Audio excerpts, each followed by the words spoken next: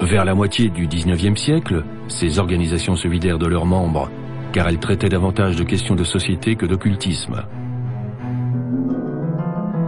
Qu'est-ce qui a fait renaître l'occultisme? À New York, deux sœurs peu ordinaires éveillèrent une obsession nationale pour l'occultisme. La magie captivait à nouveau l'imagination. Le 31 mars 1848, les sœurs Lee et Margaretha Fox déclarèrent publiquement avoir contacté les esprits et déclenchèrent immédiatement une fascination pour la communication avec les morts chez les Américains. Les sœurs Fox utilisaient une technique appelée la séance, qui devint un des passe-temps les plus populaires aux États-Unis. Les gens se réunissaient dans une pièce sombre avec un médium qui tentait d'entrer en contact avec le monde des esprits. On entendait tinter des tambourins et des clochettes. Et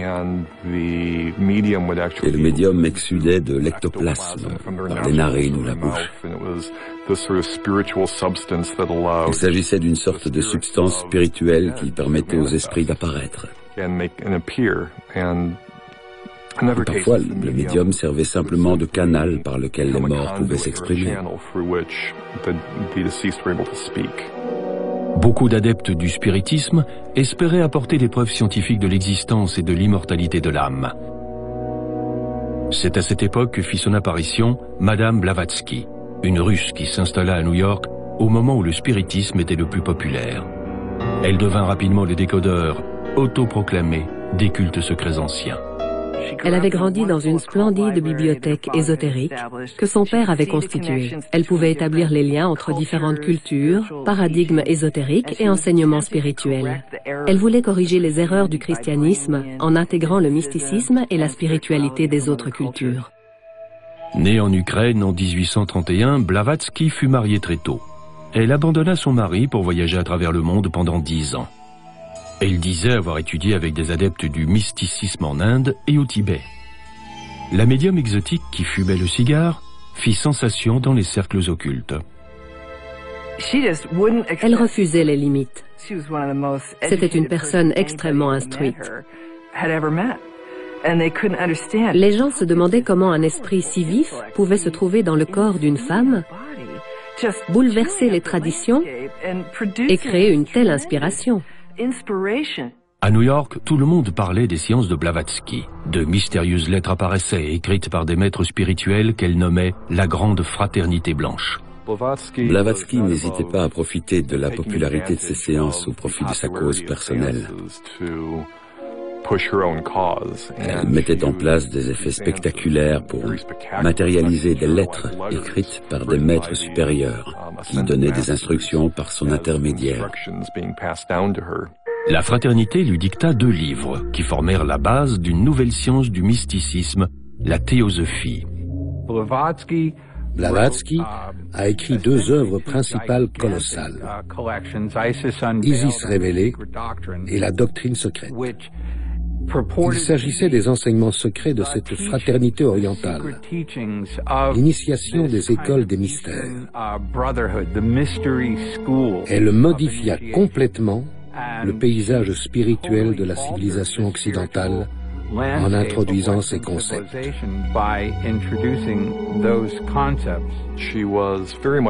Elle fut une des premières à importer les idées de l'ésotérisme oriental en Occident. Elle se concentra sur les points communs entre le christianisme, l'hindouisme, le bouddhisme et d'autres traditions spirituelles. Elle pensait qu'il existait une tradition à la base de toutes les croyances spirituelles du monde. Blavatsky voyait son œuvre comme une science spirituelle.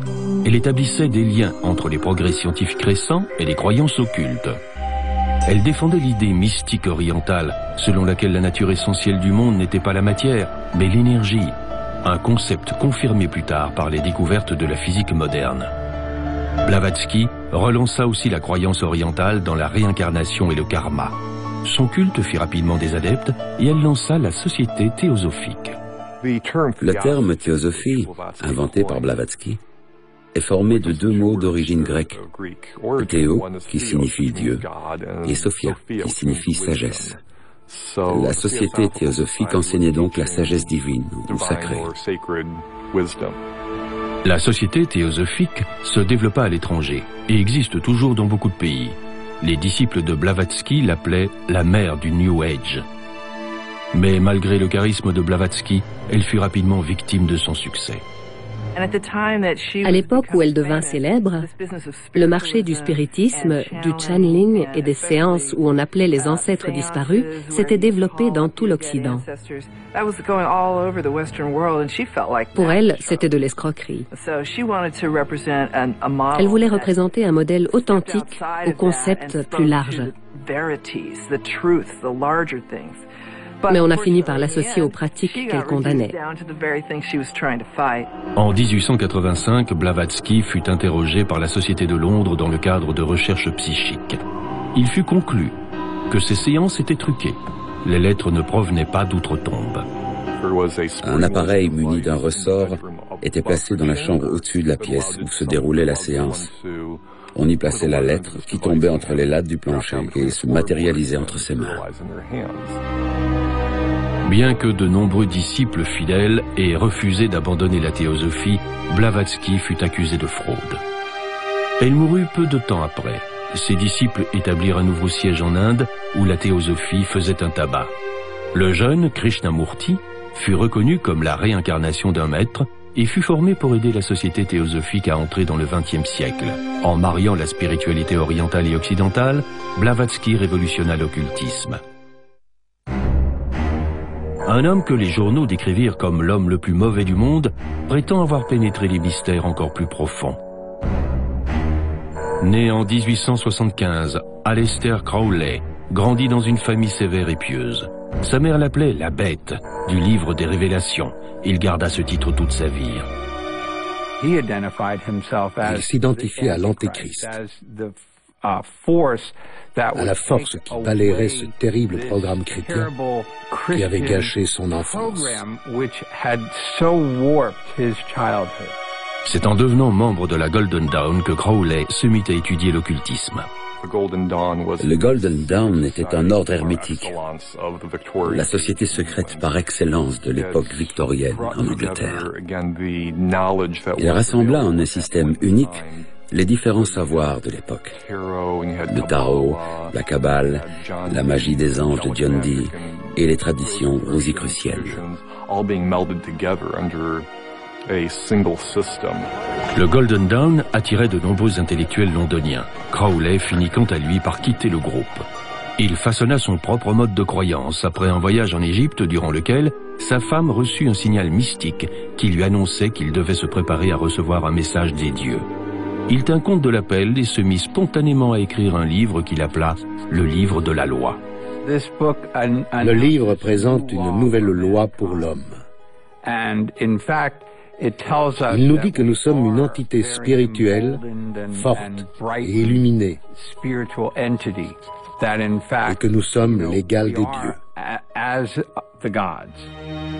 Le livre de la loi était une nouvelle synthèse de la spiritualité occidentale et orientale.